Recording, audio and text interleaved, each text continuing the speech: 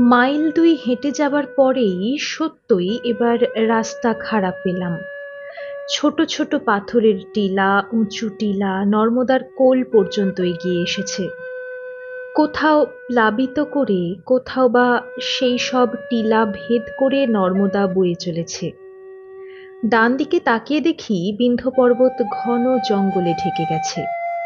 পায়ে চলার দাগ খুঁজে খুঁজে আমি আঁকা বাঁকা পথে হাঁটতে লাগলাম। এইভাবে প্রায় ঘন্টা ২ হাঁটার পর আমি একটা বাঁধানো পরিষ্কার ঘাটে এসে পৌঁছলাম। ঘাট থেকে একটু দূরে ২-৪টে পাকা বাড়ি এবং একটা মন্দিরের চূড়া দেখতে পেলাম। ঘাটে ২জন লোক ছিল। তাদেরকে জিজ্ঞাসা করতেই জানালো এইটাই খলঘাট। ये साटक नदी का संगम है। इस स्थान को शाटलिंगे तीर्थ भी कहा जाता है। वो देखिए, शाटलिंगी का मंदिर दिखाई देता है। आप जाइए ना, उधर नागा साधुओं का छावनी पड़ा है। আমি ঘাটে নেমে নর্মদা স্পর্শ করলাম। হাত মুখ ধুয়ে জল খেলাম। নর্মদার অপর পারে অর্থাৎ দক্ষিণ তটে বহু লোকের বসতি চোখে পড়তে সেই স্থানের পরিচয় জিজ্ঞাসা করতেই লোক দুটি উত্তর দিল, उधर वो गांव है गोपालपुरा, उसके पास में ही कसरावादी की बस्ती। ঘাটে দাঁড়িয়েই একটু দূরে নর্মদার উপর একটা পুল চোখে পড়ল। আবার আমার কৌতূহলী দৃষ্টি অনুসরণ করে সেই লোক দুটির একজন আমাকে জানালো, आगरा से जो बम्बई की पक्की सड़क जाती है, ये वही नर्मदा को पार करती है। नर्मदा जी पर पानी से 15 फुट ऊंची पक्का पुल है। कहते हैं ब्रह्मा जी ने इसी स्थान पर तप किया था। এই বলেই লোক দুটি সেই ভর দুপুরবেলা কানের কাছে হাত রেখে দরাজ গলায় গেয়ে উঠল, रेवा धार अनेक इत अद्भुत माँ को टाट है, साटक संगम शाट शिव अति समीप खलघाट है। ভক্তদের ভাবোচ্ছ্বাসে কোনো বাধা না পড়ে তাই সতর্ক হয়ে সেখান থেকে ঘাটের উপর দিকে ষাটলিঙ্গী মন্দির লক্ষ্য করে হাঁটতে লাগলাম। মনে মনে ভাবছি, নর্মদা এতদঞ্চলের প্রাণের দেবী। অমরকণ্টক থেকে রেবা সঙ্গম পর্যন্ত মা নর্মদাকে কেন্দ্র করে কত যে প্রবাদ, লোক সাহিত্য, বাংলাদেশের নানা মঙ্গল কাব্যের মতো কাব্য ও ছড়া যে তৈরি হয়েছে তার ইয়ত্তা নেই। ষাটলিঙ্গী মন্দিরের দুয়ারে এসে পৌঁছে গেলাম। দরজাতে ঠেলা দিতেই দরজা খুলে গেল। পাথরের দেওয়ালে গুনে গুনে দেখলাম ৬০টি বিভিন্ন ধরনের শিবলিঙ্গ খোদাই করা আছে। আর মন্দিরের মেঝেতেও প্রতিষ্ঠিত আছেন ৬০টি বিভিন্ন প্রকারের শিবলিঙ্গ। আমি সাষ্টাঙ্গে প্রণতি জানিয়ে দরজা টেনে বন্ধ করছি, এমন সময় হারা নর্মদে শব্দে কোলাহল উঠল। মন্দিরের বাইরে বেরিয়ে এসে দেখি একজন সাধু, মাথায় জটা চূড়া করে বাঁধা, হাতে ত্রিশূল, কাঁধে ঝোলা, আর তার পেছনে প্রায় ৩০ জন নাগা। তাদের কারো হাতে ত্রিশূল, কারো হাতে মোটা লাঠি, প্রত্যেকেরই কাঁধে ছোট বড় গাঁঠরি। তারা সারিবদ্ধভাবে এসে মন্দির পরিক্রমা করতে লাগলেন। কেউ কেউ শাঁখ, শিঙা বা ডমরু বাজাচ্ছেন। তাদের সঙ্গে ২জন কুলির কাঁধে তাদের তাঁবু ও নিশান, সঙ্গে ২জন পণ্ডিতও আছেন। তারা মন্দির পরিক্রমা করেই নর্মদার ঘাটে গেলেন। আমার পূর্বদৃষ্ট একজন লোক দৌড়ে এসে বললেন, ये साधुओं छावनी उठाकर चल पड़े। आप परिक्रमा में जाएंगे तो इन लोगों के साथ जाइए, आपको आसानी होगी। আমি মুহূর্তকাল চিন্তা করে সিদ্ধান্তে এলাম লোকটি ঠিকই বলেছে। এই ছোট্ট জামাতটির সঙ্গ ধরাই আমার পক্ষে মঙ্গলজনক হবে। সকলের কাছেই শুনে আসছি শুলপানির ঝাড়িপথ ভয়ঙ্কর। আমার মা যখন তখন বলে থাকেন লোকলক্ষ্মী। এই বিদেশে অজানা ভয়ঙ্কর পথে পাড়ি দিতে হলে সাথী থাকা ভালো। আমি তাড়াতাড়ি ঘাটে পৌঁছে তাদের পিছনে গিয়ে দাঁড়ালাম। ঝোলা, গাঁঠরি ও তাম্বু, নিশান প্রভৃতি রেখে সকলেই নর্মদা স্পর্শ করলেন। একজন নাগা ঝোলা থেকে রূপোর একটি পঞ্চপ্রদীপ বের করে তাতে ঘৃতসিক্ত তুলার বাতি সাজিয়ে তাদের প্রধান দলপতি সেই জটাজুট চূড়াধারীর হাতে দিলেন। তিনি পঞ্চপ্রদীপ জেলে নর্মদা মায়ের আরতি আরম্ভ করলেন। সঙ্গে সঙ্গে সমবেত কণ্ঠে বন্দনা পাঠ শুরু হলো। ওং নমস্তুতে দেবী সমুদ্রগামিনী, নমস্তুতে দেবী বরপ্রদে শিবে, নমস্তুতে লোকদ্বয় সৌখ্যদায়িনী, ह्यनेक भूतौघ समाश्रिते नघे। अर्थात हे समुद्र को जाने वाली देवी, तुम्हें नमस्कार है। हे वरदान देने वाली देवी, नमस्कार है। हे कल्याण करने वाली देवी, तुम्हें नमस्कार है। हे इहलोक तथा परलोक दोनों लोकों में सुख देने वाली देवी, हे अनेक प्रकार के प्राणियों के प्रशंसित पाप रहित देवी, तुम्हें बार बार प्रणाम है। আরতি শেষ করে দলপতি মহাত্মা নিজে এবং অন্যান্য সকলের মাথায় নর্মদার জল ছিটিয়ে দিয়েই শিঙা ও ডমরু বাজাতে বাজাতে নর্মদার তট ধরে ধরে হাঁটতে লাগলেন। আমিও তাদের পেছনে পেছনে হাঁটতে লাগলাম।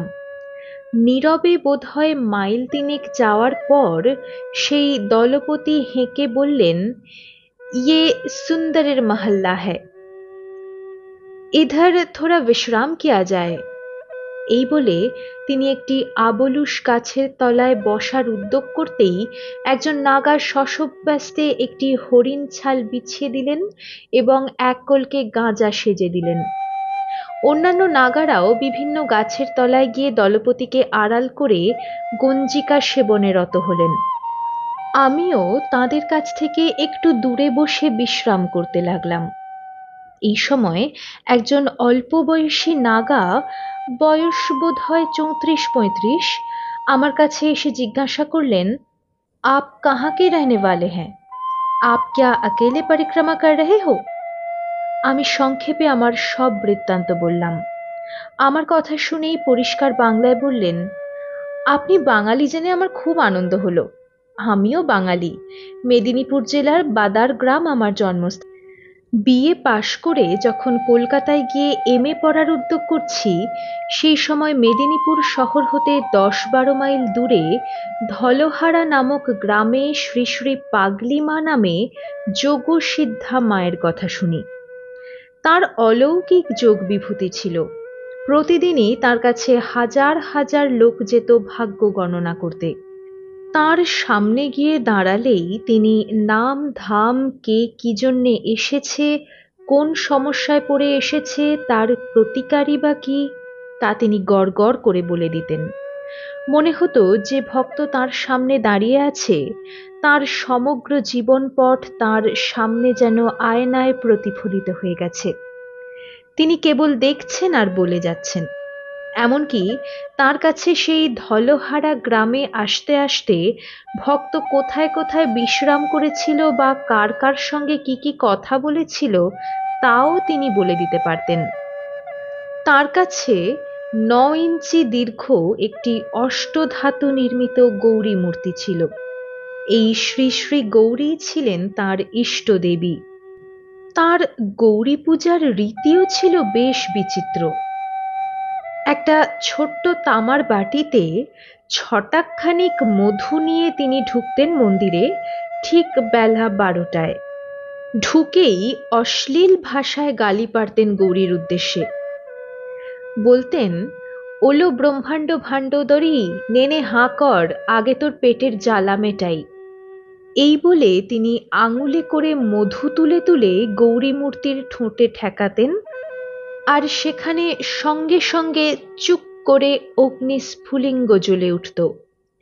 হাজার হাজার ভক্তের সামনেই এই ঘটনা নিত্য ঘটত। সারা মেদিনীপুর জেলা জুড়ে তার নাম ছিল। তার অলৌকিক ক্ষমতার কথা ছড়িয়ে পড়েছিল সারা বাংলাদেশ জুড়ে। কলিকাতাতেও তার অজস্র ধনী মানী ভক্ত ছিল।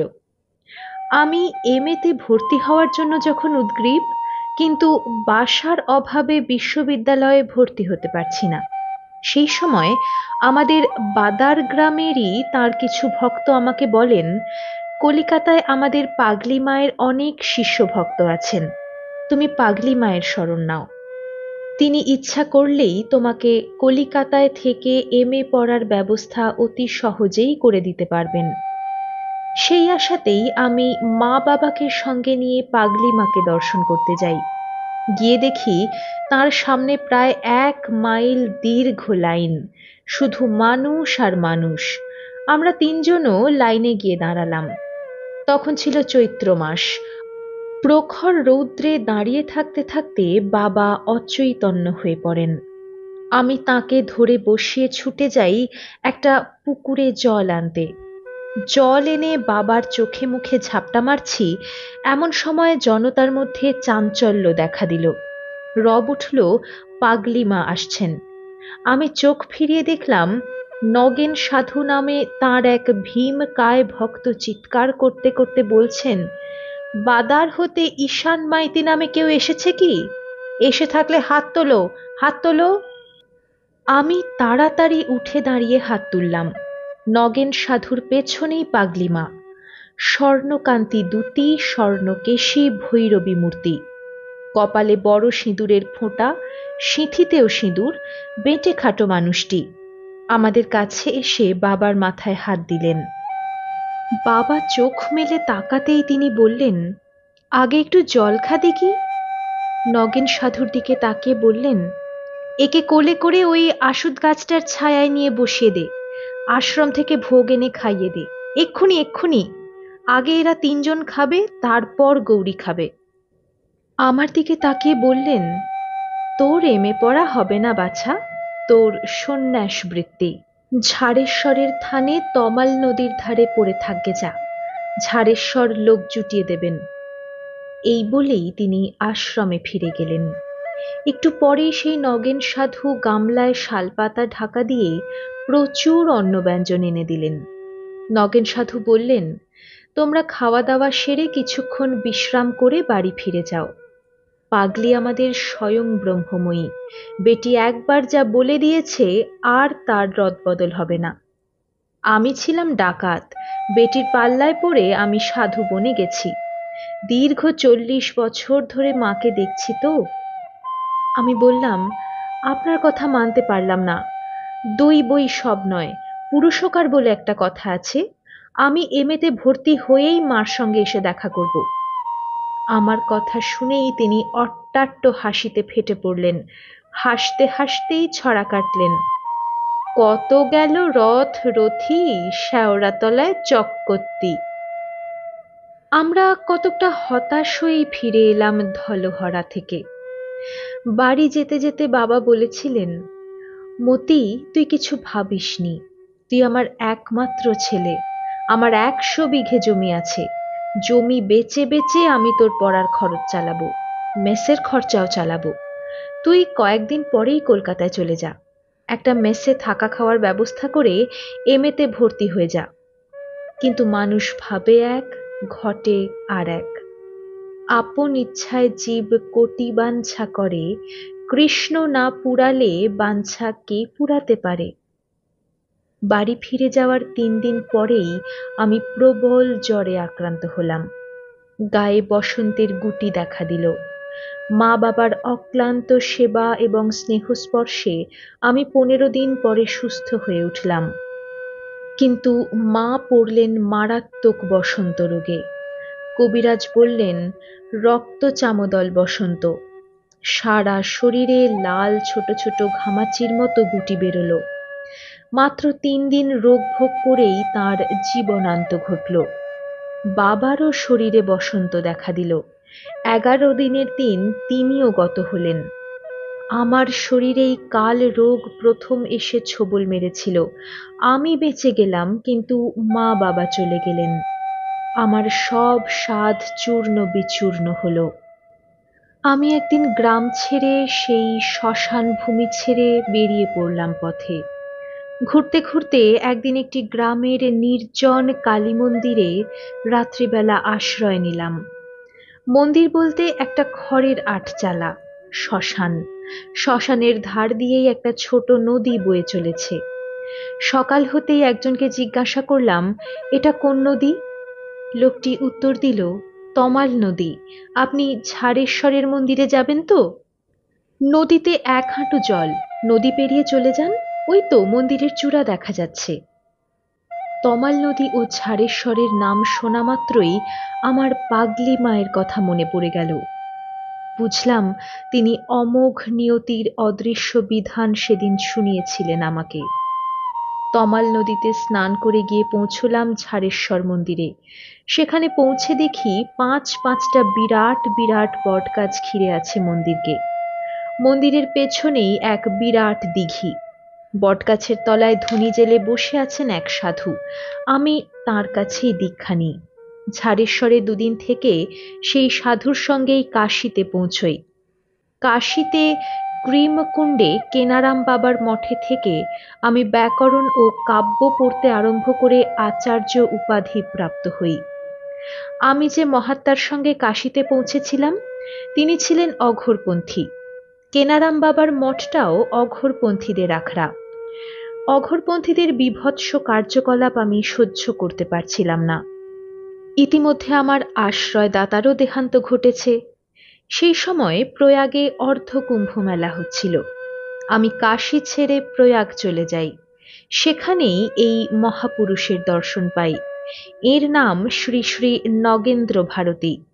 নর্মদা তটের প্রসিদ্ধ মহাত্মা, নর্মদা পরিক্রমার অন্যতম প্রবর্তক কমল ভারতীজির গদির বর্তমান মহন্ত ইনি। এবার আপনার বৃত্তান্ত আমাকেও কিছু বলুন। আমি বললাম, আপনি এতক্ষণ ধরে যা শোনালেন তা হলো মার কাছে মাসির গল্প। কারণ আপনার বর্ণিত স্থান ও নিয়তির অমোঘ খেলা সবই আমার ঘনিষ্ঠভাবে চেনা জানা। আপনার বাদার গ্রাম আমি ছোটবেলা থেকে চিনি। বাদার গ্রামে কংসাবতী নদীর তীরে যে বিখ্যাত জগন্নাথ মন্দির, তার স্বত্বাধিকারী প্যারীলাল বাড়ি আমার বাবার মামা বাড়ি। সেই দাদুর বাড়ি আমি বাবার সঙ্গে ২-৩ বার গিয়েছি। আমার জন্মস্থান কালিয়ারা গ্রামে। আমাদের গ্রাম হতে ১১ মাইল দূরে অকরা, বাজারচণ্ডী, কুলিয়ারা, মেউদিপুর, রামনগর, মুকসুদপুর প্রভৃতি গ্রাম পেরিয়েই আপনার ব্রাদার গ্রাম। ধলহারা গ্রামের পাগলিমা আমার অত্যন্ত সুপরিচিত, অত্যন্ত কাছের মানুষ। তিনি তান্ত্রিক ছিলেন বলে এবং তন্ত্রের প্রতি আমার বাবার অশ্রদ্ধা ছিল বলে আমি যখন তখন তার কাছে যেতে পারতাম না। অর্থাৎ আমার বাবা আমাকে যেতে দিতেন না। আমার বাবা ছিলেন কট্টর বেদপন্থী, অগ্নিহোত্রী সাত্ত্বিক ব্রাহ্মণ। তিনিই আমার জীবনের যথাসর্বস্ব। তবুও একবার তাঁর অনুমতি নিয়ে আমি পাগলিমাকে দর্শন করতে গিয়েছিলাম। তখন আমার বয়স ৯, সবেমাত্র তখন উপনয়ন হয়েছে। আমার বাবার কথা বাদ দিলে এ কথা অস্বীকার করে লাভ নেই যে মহাযোগিনী পাগলিমার দর্শনই আমার জীবনের প্রথম সাধু দর্শন। তাঁর মুহুর্মুহু সমাধির অবস্থা আমি দেখেছি। ধলহারা গ্রামে আমাদের বহু আত্মীয় আছেন। তাদের বাড়ি গেলেই আমি পাগলিমাকে দর্শন করতে যেতাম। তিনি গৌরী মূর্তির ঠোঁটে মধু ছোঁয়ালেই যে আলো জ্বলে উঠত তা অন্তত ১০ বার আমি নিজের চোখেই দেখেছি। তার অলৌকিক বিভূতির অনেক ঘটনা আমার জানা আছে। একবার আমার দাদা আমাদের গ্রামবাসী পুঁটিরাম পাত্র নামক পাগলিমায়ের এক ভক্তের সঙ্গে পাগলিমাকে দর্শন করতে গিয়েছিলেন। তিনি তার সামনে দাঁড়াতেই ভাবাচ্ছন্ন অবস্থায় বলতে লাগলেন, এই যা গেল গেল রে। যাক, ঠিক মতো লাফিয়ে ধরতে পারল না। তোর মায়ের স্বরের বাটি বেঁচে গেল। পরে স্বাভাবিক কণ্ঠস্বরে বললেন, তোর মা ঘি করবার জন্য ১ বাটি স্বর শিকোতে রেখেছে। একটা বিল্লি ঝাঁপ দিয়েছিল স্বরের বাটি লক্ষ্য করে, কিন্তু তোর বোন সময় মতো এসে পড়ায় রক্ষা পেল। কিছুক্ষণ পরেই আবার ভাবের ঘোরে বলতে লাগলেন, ভীষণ কালবৈশাখীর ঝড় উঠেছে, ভীষণ বৃষ্টি শুরু হয়ে গেল, মুহুর্মুহু বাজ পড়ছে। তোর বাবা আমার নিন্দা করে, এবার বামুন জব্দ হবে, একটা বাজ মাথায় পড়লেই বামুন কাত। তার কথায় দাদা এবং অন্যান্য সকলেই চমকে আকাশের দিকে তাকিয়ে দেখলেন আকাশ পরিষ্কার। তখন 4টে, চারিদিক রোদে ঝলমল করছে। পরক্ষণেই পাগলিমা বললেন, না, তোর বাবা রক্ষা পেয়ে গেল। তোর বাড়ির পূব দিকের মাঠের মধ্যে ঝাঁকড়া অশ্বত্থ গাছটা আছে, তার তলায় তোর বাবা দৌড়ে এসে দাঁড়িয়ে পড়েছেন। হু হু বাবা, ও বামুনের চোখে আগুন, মুখে আগুন, ফুঁয়ে আগুন, বাজের বাপেরও ক্ষমতা নেই ওই বামুনের ক্ষতি করে। দাদা পরদিন বাড়িতে এসে মিলিয়ে নিয়েছিলেন সরের বাটিতে বিল্লির ঝাঁপ এবং কালবৈশাখীর ঝড়ের মুখে বাবার অশ্বত্থ গাছের তলায় দাঁড়ানো, মুহুর্মুহু বাজ পড়া প্রভৃতি ঘটনা সবই সময় ও কাল ধরে ধরে অক্ষরে অক্ষরে ঠিক। কাজেই একটু আগে আপনি বললেন না, কেউ পাগলি মায়ের চোখের সামনে এসে দাঁড়ালেই তার সমগ্র জীবনপট, তার ভূত ভবিষ্যৎ বর্তমান যেন একটা আয়নার মধ্যে স্বচ্ছভাবে প্রতিফলিত হয়ে উঠত, তার অলৌকিক দৃষ্টি প্রদীপে সবই ভেসে উঠত, তাতে কোনো সন্দেহ নেই। তার তিরোধানের সময় আমি উপস্থিত ছিলাম। 1950 সালের বাসন্তী পূজার দিনে তিনি যোগাসনে বসে মহাসমাধিতে প্রবেশ করেন। মৃত্যুর 15 দিন আগে থেকে তিনি তার দেহান্তের তিথি, বার ও ক্ষণ সকল ভক্ত শিষ্যদের কাছে পূর্বাহ্নে জানিয়ে দিয়েছিলেন। তার পরের বছরই ফাল্গুন মাসে শিব চতুর্দশীর দিন আমার বাবাও যোগস্থ হয়ে দেহ রক্ষা করেন। বাবার শ্রাদ্ধান্তেই আমি গৃহত্যাগ করে ঘুরে বেড়াচ্ছি। বাবার খুব ইচ্ছা ছিল আমি নর্মদা পরিক্রমা করি। তিনি দেহে থাকাকালেই এমএ পরীক্ষা দেবার পরেই তিনি আমাকে পাঠিয়েছিলেন অমরকণ্টকে। সেবার অমরকণ্টক হতে জব্বলপুর পর্যন্ত আমি ঘুরে যাই। বাবার দেহান্তের পর তার ইচ্ছা বা আদেশ পালনের জন্য আমি বেরিয়ে পড়েছি। অমরকণ্টক হতে রেবা সঙ্গম পর্যন্ত সমগ্র নর্মদা পরিক্রমা করবার জন্য। এইখানেই আমার জীবনের সঙ্গে আপনার জীবনের একটা মর্মান্তিক সাদৃশ্য দেখছি। আপনার পিতার মৃত্যুর পর আপনি সংসার ত্যাগ করে বেরিয়ে এসেছেন। বাবাকে হারিয়ে আমার জীবনের গতিপথও গেছে বদলে।